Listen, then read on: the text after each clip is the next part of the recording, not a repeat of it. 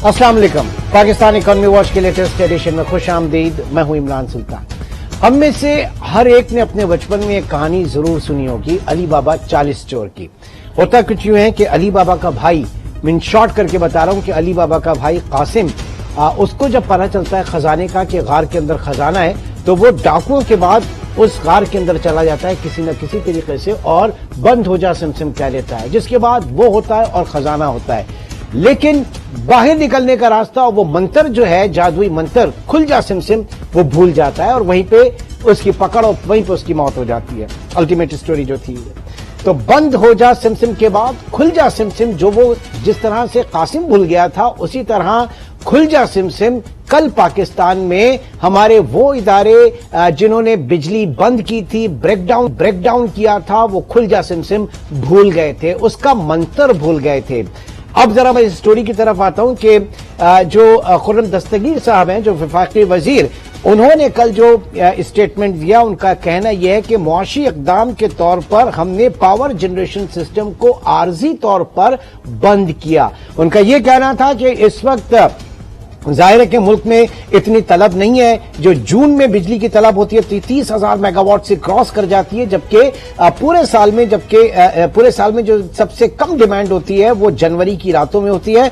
और परसों भी हमने देखा कि जो 8,615 मेगावाट खाली बिजली की तलब थी। तो ऐसे में एक जो हुकूमती इक़दाम था, और उनका यह कहना है कि IPPs वगैरह जो महंगे पावर प्लांट्स हैं, उनकी बिजली बंद करने के लिए, उनको बंद करने के लिए हमने पूरा सिस्टम बंद किया था। लेकिन उसके बाद जब सुबह पूरे सिस्टम को ऑन करना चाहा तो हमारे इंजीनियर्स को पता चला कि पावर जो है वोल्टेज बहुत बुरी तरीके से जो है वो ऊपर नीचे हो रहा है, और उस वोल्टेज की वजह से एक एक करके मुल्क भर के ऑलमोस्ट तमाम जो पावर ग्रिड स्टेशन हैं उनको बंद करना पड़ा। तो यहां पे मैं यूं कह रहा था कि दोबारा खुल जा सिमसिम जो है वो मंत्र उनका काम नहीं आया।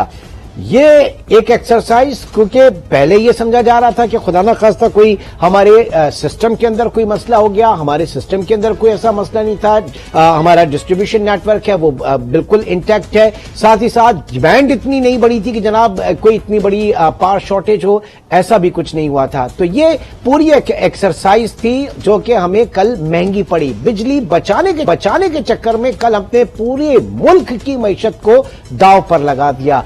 अरबों डॉलर्स का, अरबों नुकसान हुआ। कराची कल पूरा बंद था, पूरा मुल्क ऑलमोस्ट कल पूरा बंद था। आप स्कूल, कॉलेजेस, इसके अलावा हॉस्पिटल्स जो हैं वहां की सूरत हाल आपके सामने है।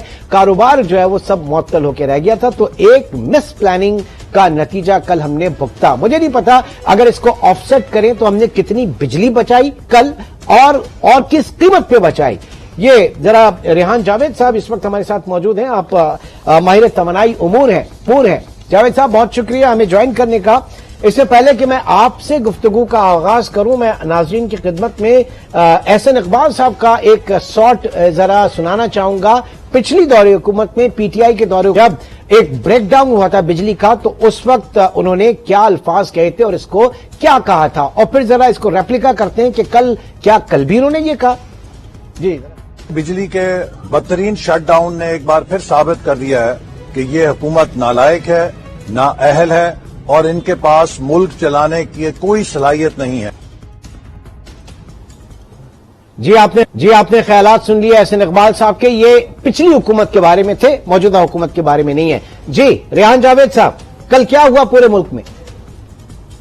इमरान साहब, thank you so much for inviting to your show. मैं थोड़ा शुरू करूंगा कि सबसे पहले तो हम ये देख लें कि इस वक्त हमारी मईशत के जो हालात है, इस विंटर्स में, जनवरी के इस महीने में हमारी डिमांड कुछ एक्स्ट्रा ऑर्डिनरी लो हो गई है। उसकी वजह यह है कि टेक्सटाइल इंडस्ट्री और नॉर्मल इंडस्ट्री दोनों इस वक्त पूरी तरीके से चल नहीं पा रही, क्योंकि मार्केट में रॉ मटेरियल्स की शॉर्टेज है और इम्पोर्ट पे गवर्नमेंट ने एक तरह का बैन ही लगाया हुआ है। उसकी वजह से जो हमारी इंडस्ट्रीज हैं वो पहले से ही अंडर परफॉर्म कर रही है और प्रोडक्शन अपनी कम करके बैठी हुई है, जिसकी वजह से कोई 2-1 मेगावाट की ऑलरेडी डिमांड में कमी आई है। इससे आगे चलते हैं जी कि फेडरल गवर्नमेंट एनर्जी सेविंग की वजह से एक्चुअली ये जो स्टेप्स ले रही है, इसकी एक बहुत बड़ी वजह यह है कि क्योंकि डिमांड नहीं है आगे इंडस्ट्री की, तो इसकी वजह से जो है ना, ये इनको सारे पावर प्लांट्स रात को बंद करने पड़ते हैं। अच्छा, ये पावर प्लांट्स हमारे नॉर्मल गैस जनरेटर या छोटे छोटे जनरेटर की तरह नहीं होते। ये बहुत बड़े पावर प्लांट्स होते हैं और इनको स्विच ऑफ करना और ऑन करना कोई इतना आसान काम नहीं है। हमारे पास जो मुख्तलिफ किस्म के पावर प्लांट्स हैं उसमें हाइडल एनर्जी, हमारी जो पानी से बिजली बनती है, न्यूक्लियर है, गैस, एटॉमिक, फर्नेस है, आरएलएनजी है, ये सारे पावर प्लांट्स मुल्क के अलग अलग सूत्रों में लगे। सुबह रात के वक्त नॉर्मली क्या होता है कि इनमें से बहुत सारे पावर प्लांट्स को फेडरल गवर्नमेंट इस वक्त बंद कर देती है, एनटीटीसी टर्न ऑफ कर देती है और सुबह दोबारा स्टार्ट करने की कोशिश करती है। कल ये हुआ कि सुबह 7:30 बजे एकदम से पूरे पाकिस्तान की बिजली किसी नेटवर्क एरर की वजह से बंद हो गई। अच्छा, मैं इसमें आपको एक टेक्निकल बात बताना चाहूंगा कि हमारे नेटवर्क की जो फ्रीक्वेंसी मेंटेन होती है वो 50 हर्ट्ज पे होती है। देखिए, दो तरह की चीजें मैच करनी पड़ती हैं जब आप पावर प्लांट को एनटीटीसी से कनेक्ट करते हैं। उसमें पहली चीज है आपकी फ्रीक्वेंसी और दूसरी चीज है आपकी वोल्टेज। तो सिस्टम को बैकअप पे रख के और उसके बाद स्टार्ट करने के लिए भी आपको पीछे से कुछ ना कुछ बिजली चाहिए होती है, जो कि नॉर्मली हमारे यहाँ उसी सिस्टम से, एनटीटीसी के सिस्टम से ही ली जाती है। लेकिन वंस अगर हमारा पूरा सिस्टम बंद हो जाए तो ये जो ब्लैक स्टार्ट की फैसिलिटी है, जिसको हम कहते हैं कि इसको आइसोलेट करके सिस्टम को स्टार्ट कर देना और आइसोलेटेड नेटवर्क के अंदर बिजली देना, ये हमारे यहाँ अभी तक पॉसिबल नहीं हुआ। हालांकि ये फॉल्ट तो पिछले 3-4 सालों से लगातार जनवरी के महीने में आ रहा है, एक्स्ट्रा ऑर्डिनरी लो डिमांड। तो अभी हाँ, प्लीज कंटिन्यू कीजिएगा।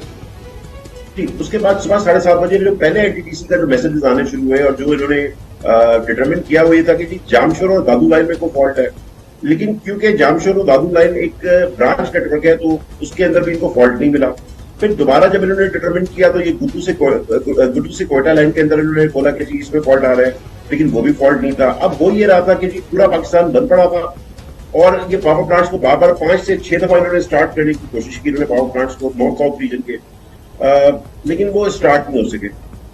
उसके बाद फिर इन्होंने अब फॉल्ट क्या डिटरमिन किया है। अच्छा, एक और प्रॉब्लम ये है कि जब ये पावर प्लांट्स अब इन्होंने जो स्टार्ट किए हैं वो ये कि अभी इन्होंने न्यूक्लियर के पावर प्लांट्स गालिबन स्टार्ट नहीं किए। नहीं, उसमें कह रहे हैं कि आपका कोल और nuclear based atomic energy based जो प्लांट्स हैं वो तकरीबन 36 से 72 घंटे, 48 से 72 घंटे लगेंगे उसको।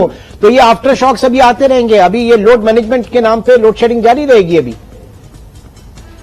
जी देखिए इमरान साहब, ये एक इलेक्ट्रिकल सिस्टम है।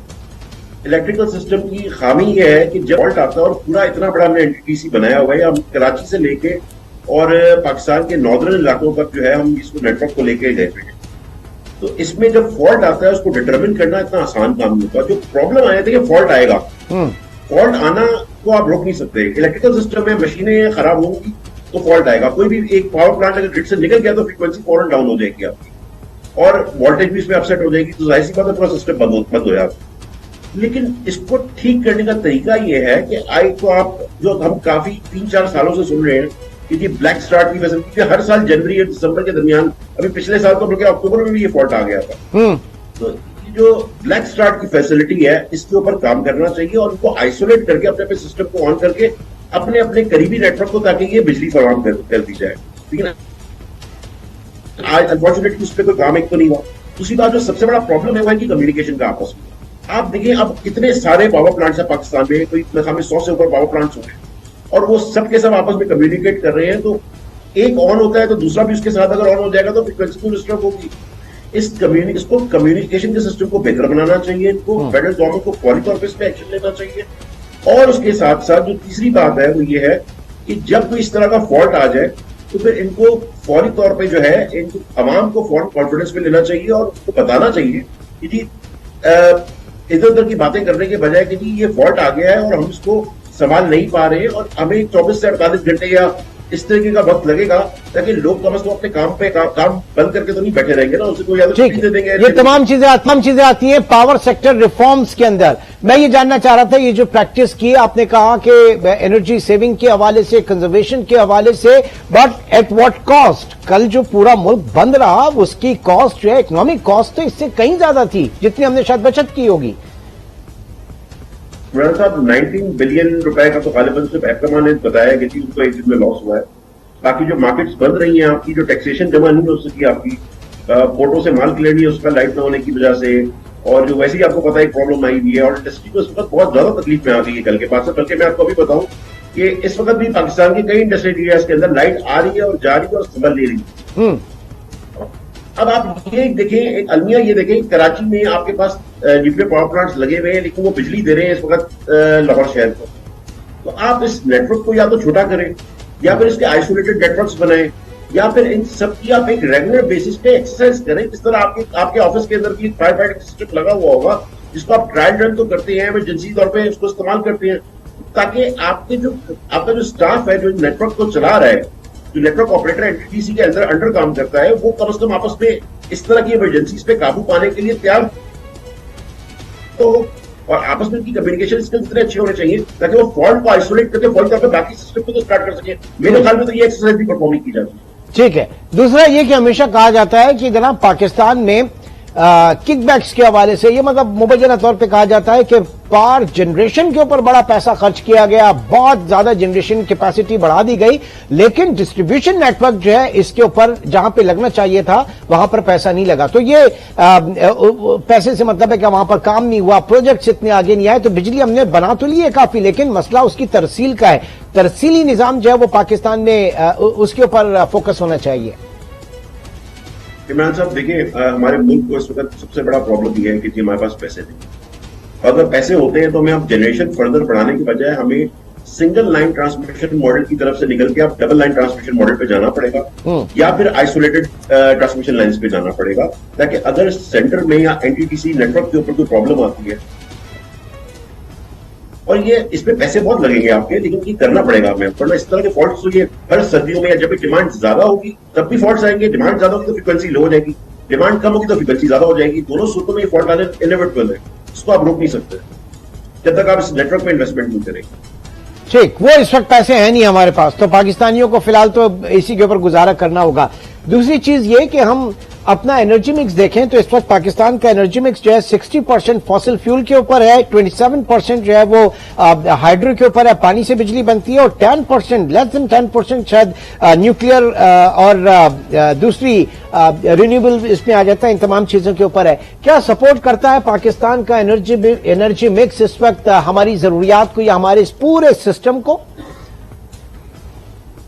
इमरान साहब, कोई हम 6000 मेगावाट इस वक्त बना रहे हैं इम्पोर्टेड आरएलएनजी से, जिसके हमने लॉन्ग टर्म कॉन्ट्रैक्ट्स किए हुए। मेरा आपसे एक सवाल है, बड़ी सिंपल सी बात है, आपके घर पे बिजली का बिल ज्यादा आता है या गैस का बिल ज्यादा? बिजली का। बिजली का। अगर मैं आपसे ये कहूं कि अगर ये हम गैस का रेट बढ़ा दें और गैस हम घरों में महंगी थोड़ी देने के बाद ये गैस हम पावर प्लांट्स को देते जो 6000 मेगावाट पीक आवर्स में। सर तरजीह यही होनी चाहिए, तरजीह यही होनी चाहिए कि जनाब आप बिजली को प्रायोरिटी दें ताकि बिजली की आपकी कॉस्ट कम हो, उसके बाद वो कम कॉस्ट जो है रिफ्लेक्ट हो आपकी हर चीज के अंदर। पाकिस्तान में डोमेस्टिक जो है वो हम सस्ता देते हैं और कमर्शियल महंगा देते हैं। आप जब तक इसका रिवर्सल नहीं करोगे इकोनॉमिक हालात बेहतर नहीं होंगे। I do understand this sir, I 100% agree with you, और आप बिल्कुल सही कह रहे हैं। और होना ये चाहिए कि अगर मेरा गैस का बिल अगर मेरा 200 से 250 रुपए आता है महीने का, और मेरा गैस का बिल 1000 रुपए आ जाएगा, तो अगर हम यही गैस सेव करके पावर प्लांट्स को डिस्टर्ब कर देंगे तो मेरा 15,000 रुपए का जो बिजली का बिल आ रहा है वो 7,000 रुपए का आना शुरू। इसमें कोई शक नहीं, बड़ी साइंस नहीं है। तो हम ज्यादा सेव कर रहे होंगे बजाय इसके कि हम।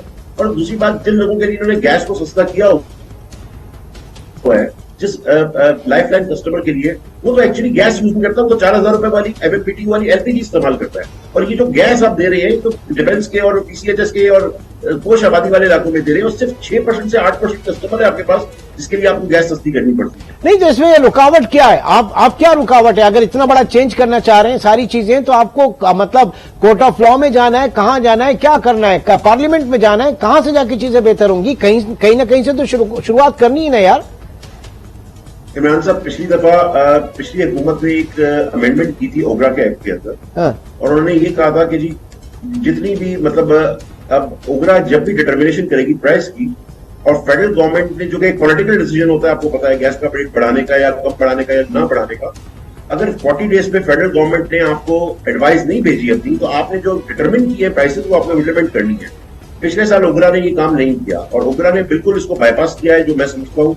आई डोंट नो इसकी लीगल पोजीशन क्या है, बट जो मेरे पढ़ने में आया है, मैंने ओगरा को लिखा भी था कि आप इसका जवाब दें हमें कि आप इसको बाईपास किया। दोबारा उगरा की समरी गई कि फेडरल गवर्नमेंट के पास 15-20 दिन तो गुजर चुके हैं। अब देखें फेडरल गवर्नमेंट, देखिए सस्ती गैस देना मतलब वोट खरीदो। जो भी हुकूमत हमारे मुल्क में आती है वो यही काम करती है, गैस सस्ती रखती है, नेटवर्क बढ़ाती जाती है। स्वी गैस कंपनीज को भी 17% रिटर्न नेटवर्क के ऊपर देती रहती है, और स्वी गैस कंपनीज जो है वो भी, और इस तरीके से आपका सर्कुलर डेट बढ़ता रहता है। हम सर्कुलर डेट को सर्कुलर डेट बोलते हैं, हम कभी इसको ये नहीं बोलते कि हमने इसको लॉस में बेच दिया। जिस दिन हमने ये समझना शुरू कर दिया कि हमने लॉस किया है, उस दिन इस सर्कुलर डेट की टर्म को खत्म करके हमें लॉस इस्तेमाल करना पड़ेगा, और उस दिन हमारा निजाम ठीक हो जाए। ठीक, अब ऐसे में तो ये साबित हुआ ना कि हमने हमेशा अपने हार्डकोर इकोनॉमिक डिसीजन के ऊपर पॉलिटिकली कॉम्प्रोमाइज किया। सियासी तौर पर जो कॉम्प्रोमाइज करते हैं वोट बैंक के हवाले से, अपनी अपनी कुर्सियों को, अपनी अपनी सियासत को चमकाने के हवाले से, असल बेड़ा गर्क मईशत का इन्हीं चीजों से होता है। इमरान साहब, आप यकीन करेंगे कि इस वक्त गैस की प्राइस जो है, जो ओबरा ने डिटरमिन किया, वो 1100 रुपए है। और वही गैस हम आज भी 600 रुपए एवरेज प्राइस की बात कर रहा हूं मैं, हम 600 रुपए में बेच रहे हैं। आप मुझे बताएं इससे बड़ी ज्यादा इस मुल्क के साथ और क्या हो? यानी महंगी खरीद कर और सस्ती बेची जाए। आपको पता है कि हमारे मुल्क में जो गैस के एक्सप्लोरेशन सेक्टर क्यों तबाह हुआ है? अब ये हुकूमत को थोड़ा सा होश आया है और इन्होंने जो है अब एक बड़ा अच्छा काम किया, टाइट गैस पॉलिसी लेकर आ रहे हैं।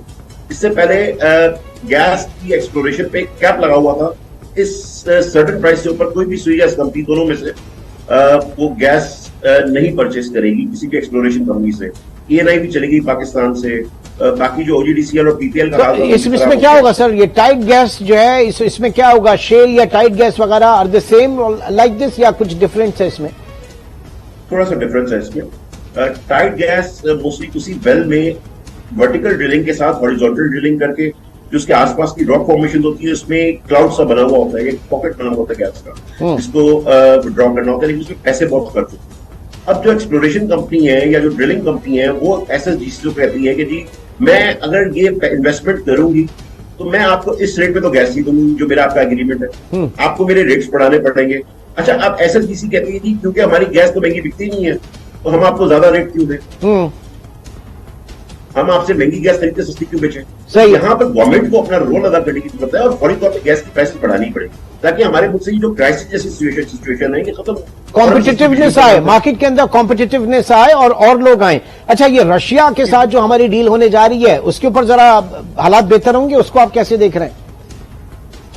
देखिए इमरान साहब, जो रशिया की ऑयल की बातचीत चल रही है ये प्रॉब्ली ऑयल की डील की थोड़ी मैच्योर हो जाएगी, बट आई डोंट थिंक कि गैस पाइपलाइन पे कोई काम होगा या गैस पाइपलाइन इंस्टॉल हो सकेगी। और मैं एक और चीज समझता हूं कि हमें गैस पाइपलाइन अगर हम डाल भी लेते हैं तो जो उस पर रिटर्न हमें देना पड़ेगा उनको, वो भी डॉलराइज रिटर्न होगा नंबर 1, या जो भी उनका इंटरेस्ट रेट तय होगा जिस करेंसी में भी होगा उस करेंसी में उनको हमें पेमेंट करनी पड़ेगी। और दूसरी बात ये, वो गैस भी सस्ती नहीं आएगी। तो व्हाई इन्वेस्ट इन समथिंग जो कि एक खतरनाक एरिया से गुजर रही है? आपको पता है हमारे मुल्क में तो लोग वैसे ही मतलब गैस लाइनें, और फिर इंटरनेशनल सियासी हालात जो हैं वो भी अभी तक वरना हो चुका होता ना, पाकिस्तान ईरान गैस पाइपलाइन हो चुकी होती, रशिया वाला मामला हो चुका होता, वो तो जरा पॉलिटिकल चीजें आ जाती हैं और ग्लोबल पॉलिटिकल में आ जाती हैं। जी इमरान साहब, ये एक पॉलिटिकल के अलावा एक हमारी जो हमारे बाकी मुल्कों के साथ जो ताल्लुकात हैं, रशिया से गैस की पाइपलाइन लेने के बाद हमें बहुत सारे फैक्टर्स को देखना पड़ेगा, हमें उनको भी देखना है। चाइना के साथ ताल्लुकात हमारे कैसे हैं, अमेरिका के साथ कैसे हैं। ठीक है, अमेरिका और यूके को हमारी अबाउट कोई 70-80% एक्सपोर्ट तो अमेरिका और यूके को। ठीक है रेहान साहब, आगे आने वाले प्रोग्राम में इसके ऊपर आपको जरूर आप हमें फर्दर जो है वो एक्सप्लेन कीजिएगा, हमारी रहनुमाई कीजिएगा। फिर वक्त प्रोग्राम से इतना ही, इंशाल्लाह आपसे कल मुलाकात होगी। टिल देन टेक केयर, अल्लाह।